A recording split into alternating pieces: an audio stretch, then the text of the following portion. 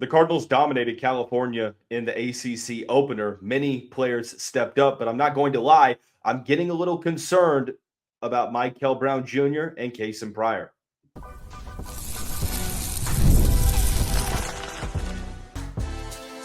You are Locked On Louisville, your daily podcast on the Louisville Cardinals.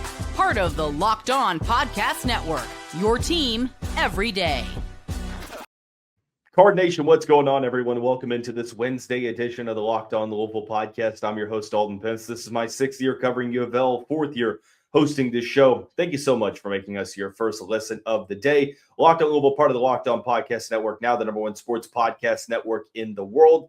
Today's episode is brought to you by FanDuel. Before tip-off, check the FanDuel app and see what's dropping during NBA Happy Hour, which is every Friday from 6 to 7:30 p.m. Eastern.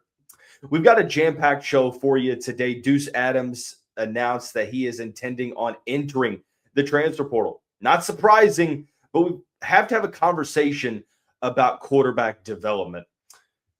Wild news on Tuesday, Ron English is out as the Cardinals defensive coordinator. How we got to this point and what this means for the team just days before the transfer portal opens, we will try to explain. But we're going to begin today's show by breaking down the dominant victory in the ACC opener. Louisville goes out to the West Coast with 10 days rest, having last played on December 20th, and they pick up a quad one victory against California, 90-70. Did not trail once in this game. It was a dominant victory from start to finish and makes you feel pretty good because, the Montana game, it's hard to really take much away from that when you're expected to win by over 30 points. But still, there's a little bit of a bad taste in your mouth from that Tennessee game. And picking up this victory against California, I think just makes the fan base feel that much better. And it was a balanced approach overall. Like I said, Louisville started out extremely hot. They opened up the game on a 10-0 run. But it's a quad one victory, at least for now. California entered this matchup just inside of the top 50.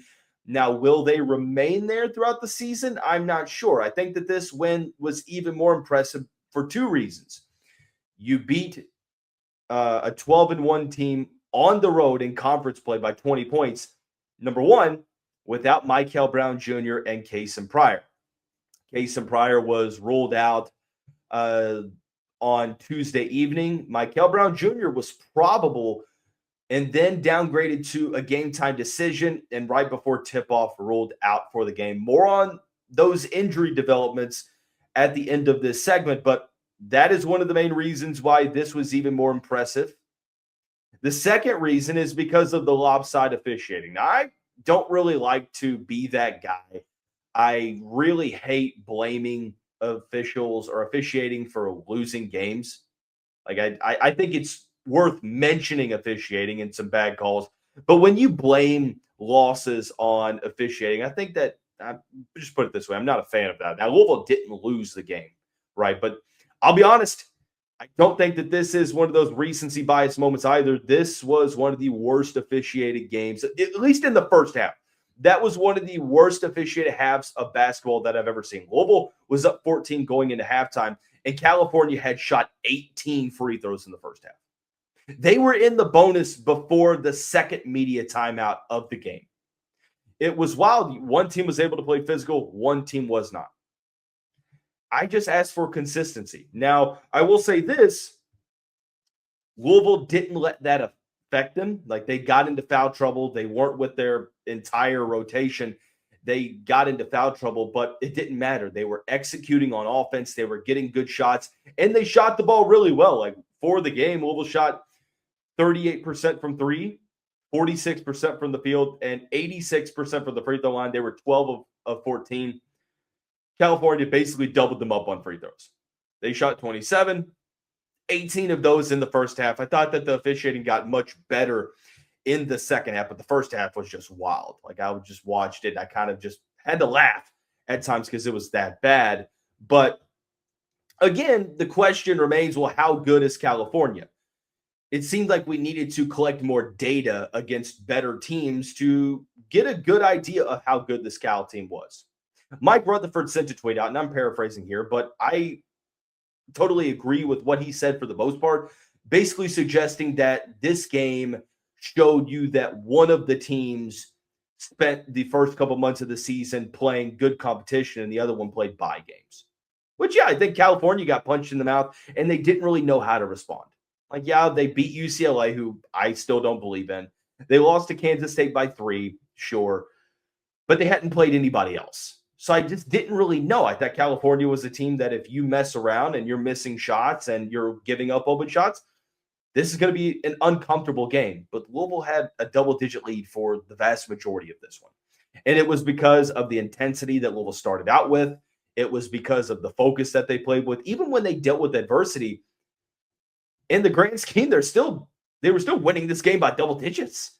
So Louisville controlled this game from start to finish. It was awesome to see. They shot the ball well. They played hard. They defended well. California shot 35% from 3, 9 of 26.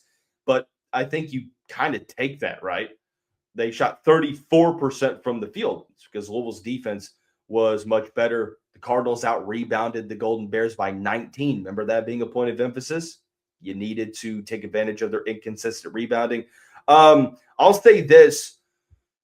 Having the guys in double digits, like all 5 starters were in double-digit scoring, the thing that I was most impressed about was the play of Adrian Wooley. You're watching him put it all together in real time.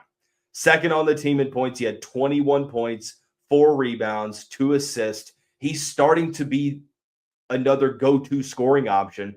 It was just going to take him a little bit of time for him to kind of get caught up to speed, going from the mid-major level to playing in the Power 5. And you're watching him continue to get better and better, but it's starting to click for him now. He didn't play bad against Tennessee, and now he played really good against California. And you're going to continue to need him to play good moving forward because you don't really know what's going on with Mikel Brown Jr. Mikel Brown Jr. has had a back issue.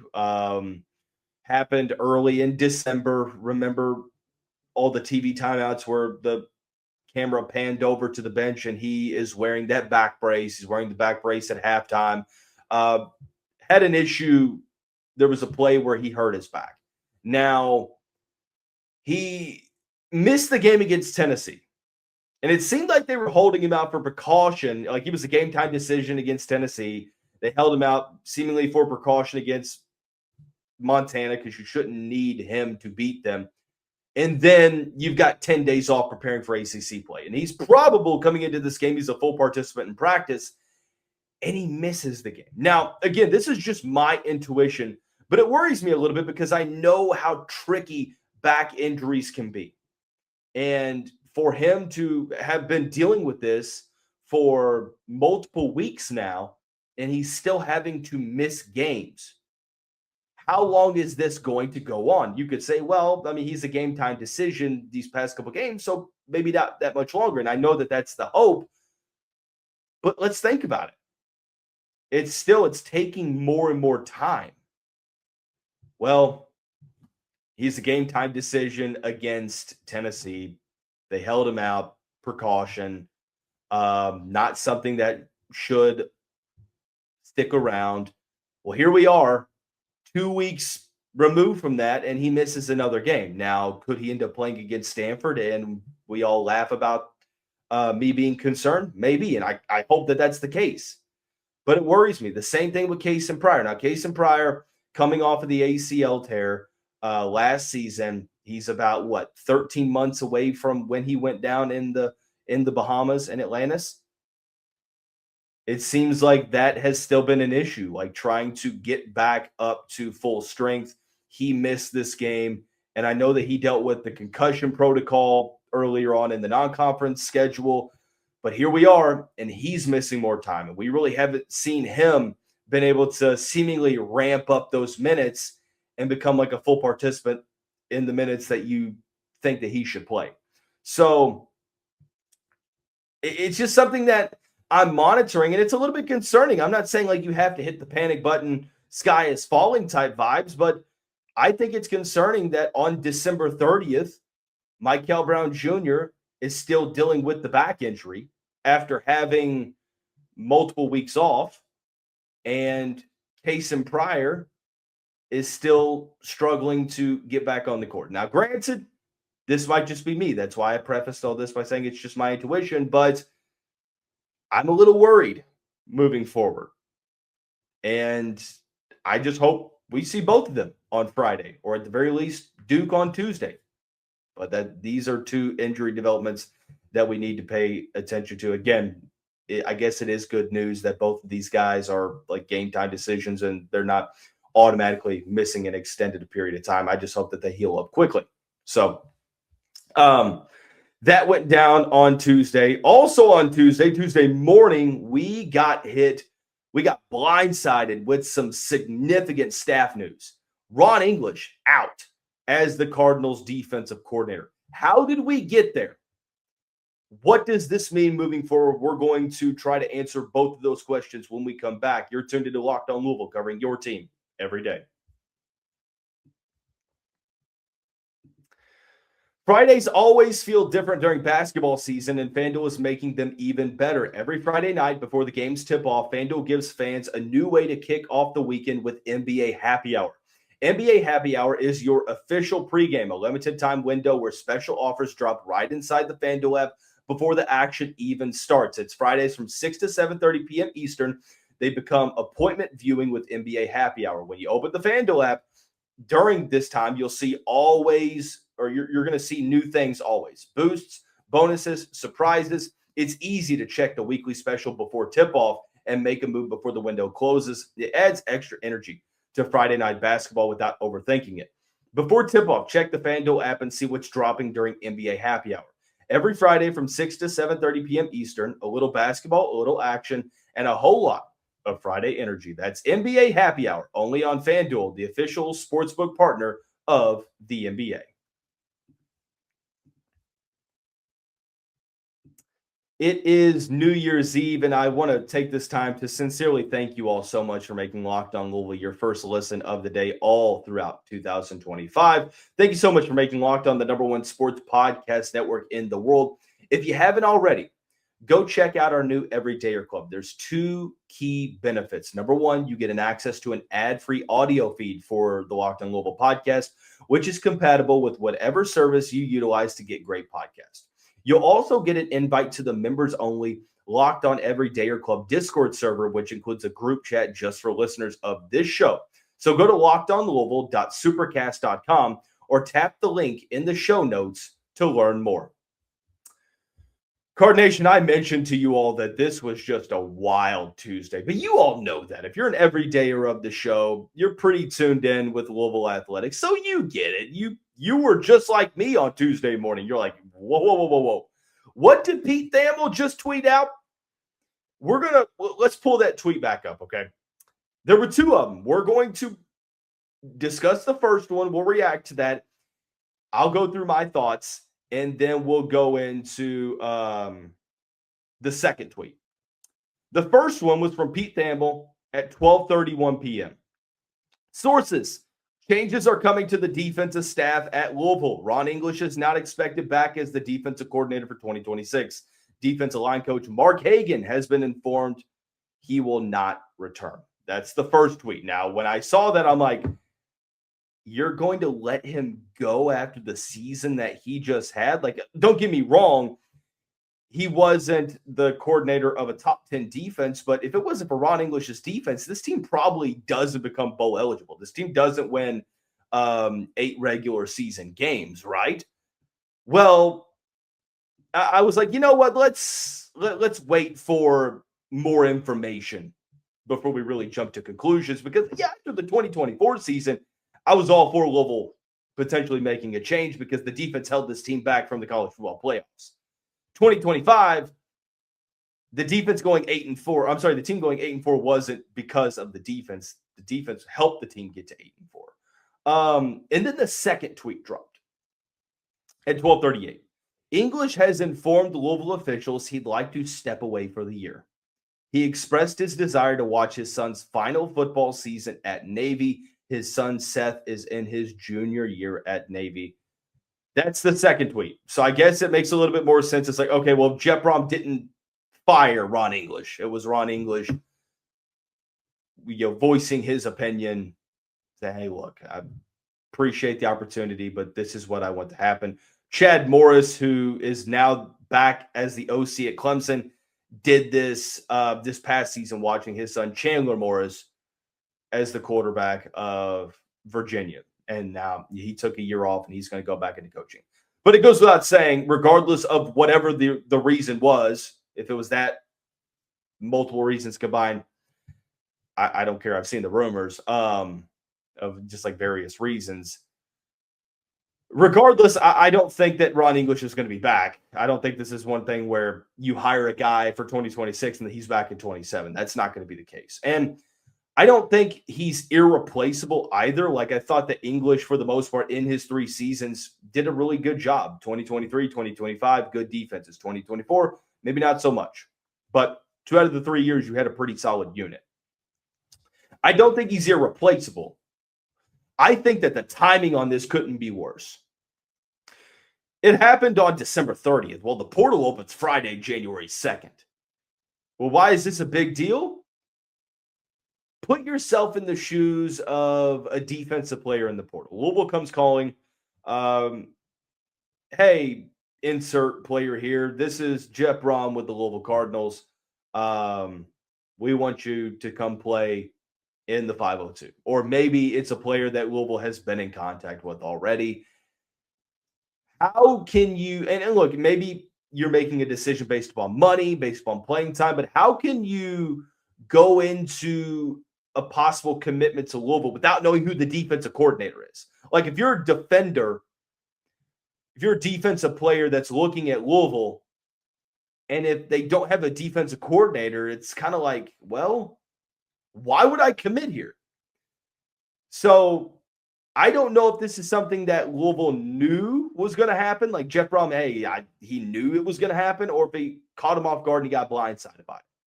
I'm hoping it was the former.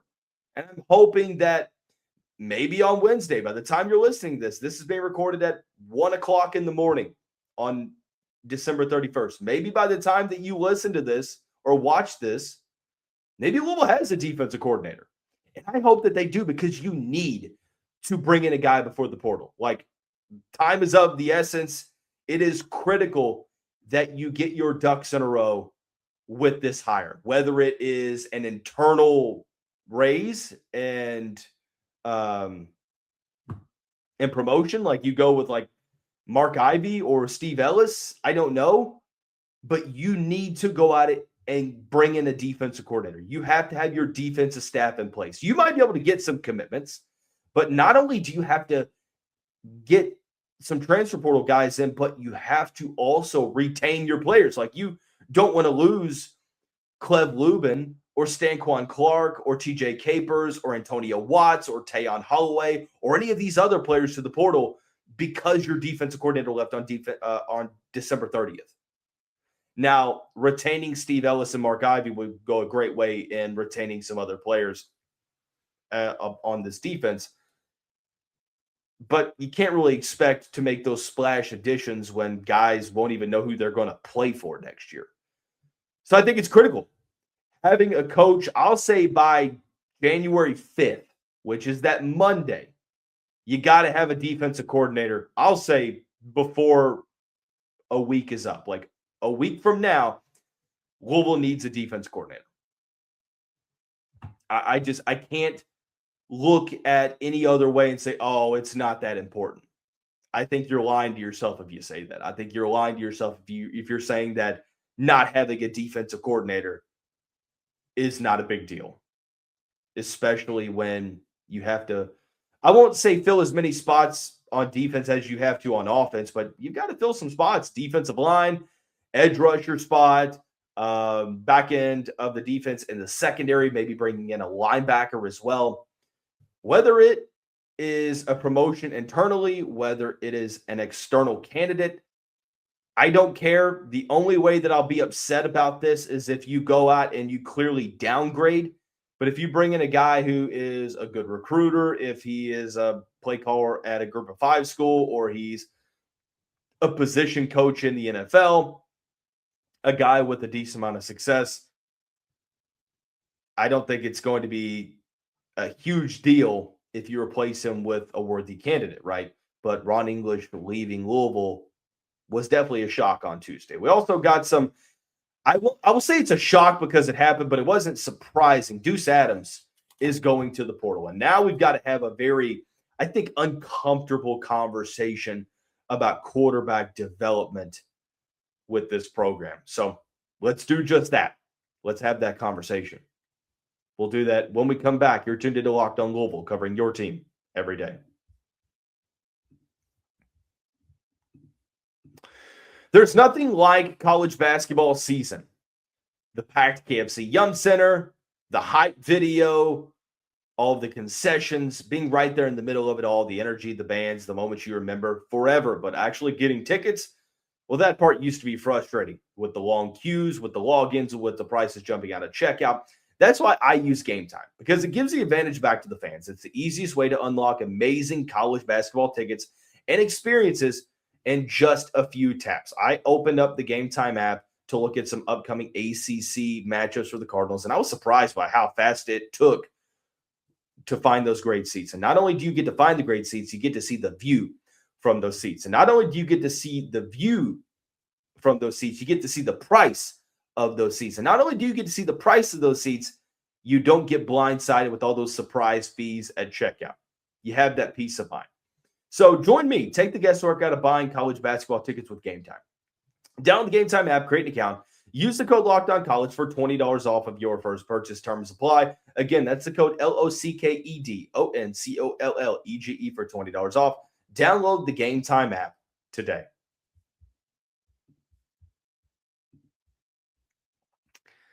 Well, here we are. Last segment of 2025. It's been a great year for the show. This was the most viewed year of the show. Can't begin to thank you all enough for tuning in on YouTube, whatever podcast service you utilize, whatever platform you utilize. Thank you for everyone for sharing the show, rating, subscribing, leaving the comments in the YouTube section below. All of those are great ways to help the show continue to grow. And we hope you're back for another great year of Cardinals athletics in 2026. But let's end the season, or let's end the calendar year, not the season. Let's end the calendar year by discussing the Deuce Adams news. Deuce Adams has announced that he's intending on entering the transfer portal. That news dropped on Tuesday, and it wasn't a surprise, right? If Louisville is seriously recruiting the likes of Hoover, Raiola, Lagway, Joseph, you name it, that caliber of quarterback, it's clear they're going to the portal to get a QB1, because those caliber of players, they're not coming to your school to compete in an open battle. Maybe it sounds good, like you want your players to battle it out and may the best man win. But these players are coming to a school, they're committing to a school with every intention and plan on being the QB1. And the Cardinals have made it pretty clear that that is what they're going to do. And I've mentioned this multiple times when we talk about portal quarterback recruiting.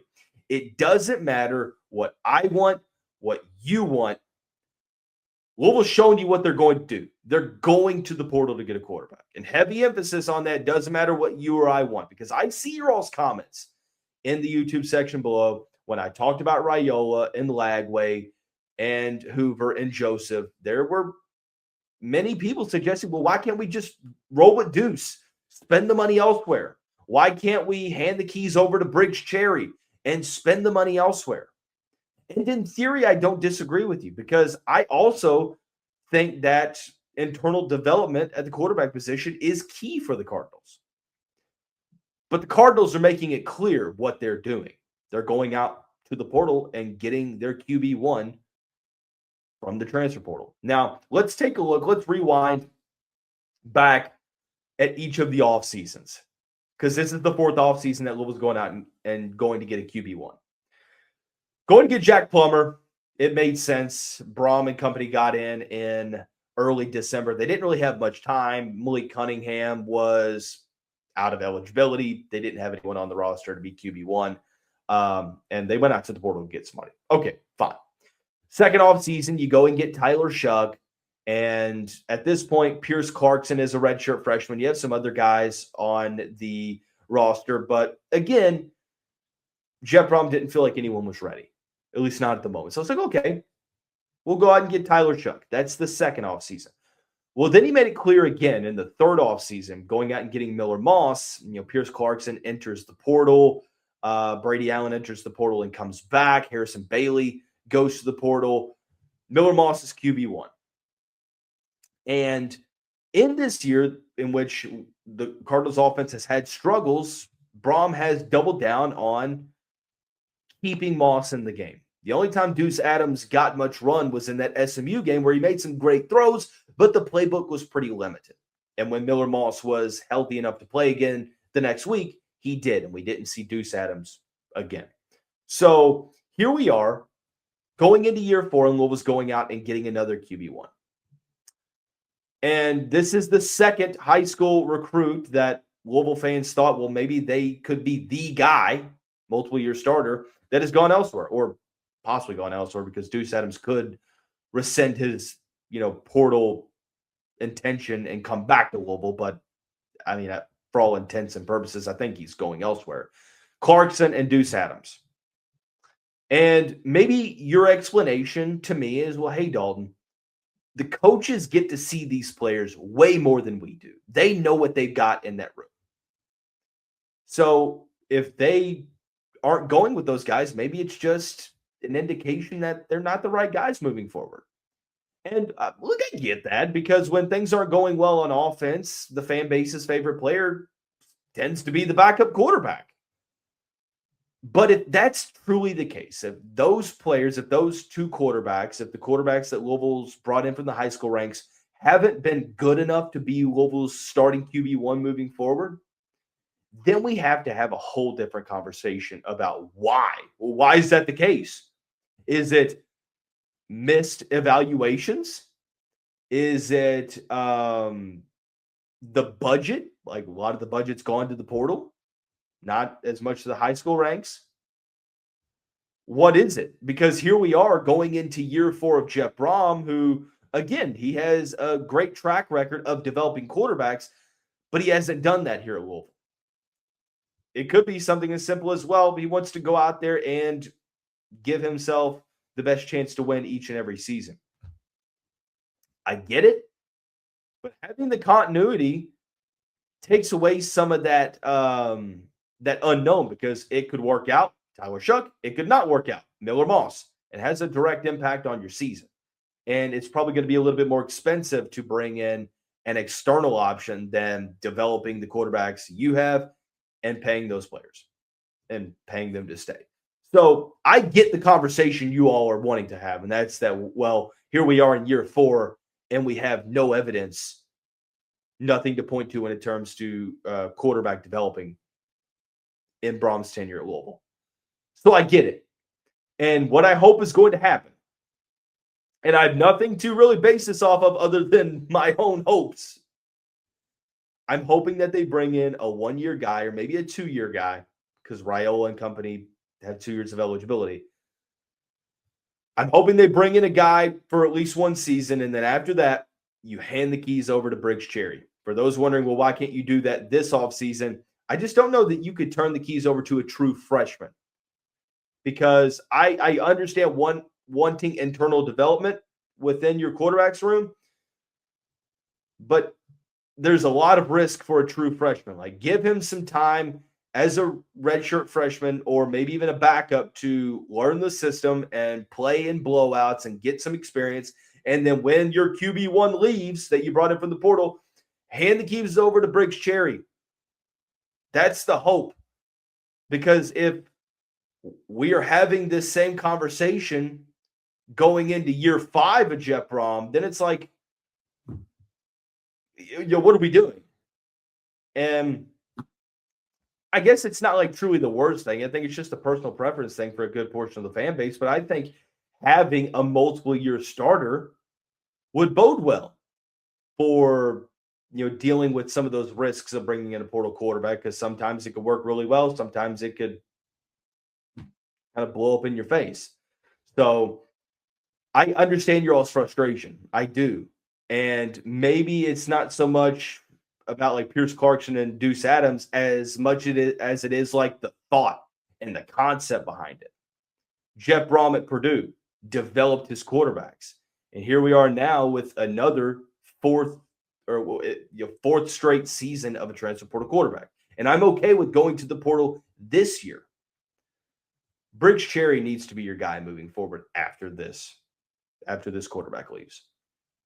That's just my thoughts. Let me know what you all think in the comments below. Tomorrow, January 1st, we are going to discuss any more relevant portal news that we get.